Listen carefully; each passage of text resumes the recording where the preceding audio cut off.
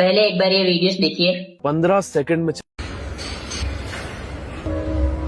सबसे पहले एक रिक्वेस्ट है कि इस वीडियो को ज्यादा से ज्यादा शेयर कर देना, ताकि सच हर उस इंसान तक पहुंच सके जिन्होंने मेरे बारे में गलत वीडियोस देखी है। मेरा ये वीडियो बनाने का मेन पर्पस नहीं है कि सोशल मीडिया पर मेरे बारे में जो वीडियोस चल रही हैं उन सब में एक बात क्लियर कर दूं कि मैं जिंदा हूँ, अभी मरा नहीं और मैं बिल्कुल ठीक हूँ।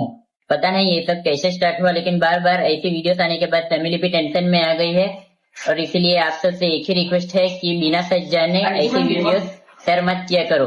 और अगर कभी किसी के बारे में भी सोशल मीडिया पे ऐसी न्यूज या वीडियोस आए तो शेयर करने से पहले एक बार सच जरूर जान लेना, क्योंकि एक गलत बात बहुत जल्दी फैल जाती है। इतना ही कहना था कि मैं बिल्कुल ठीक हूँ, और जो भी लोग मेरी फिक्र कर रहे थे उनका भी दिल से थैंक यू। अपना ख्याल रखना, और आगे से कभी भी ऐसी बातें बिना कंफर्म किए शेयर मत करना, और ऐसी वीडियोस पर सच जाने बिना बिलीव मत करना। Thank you.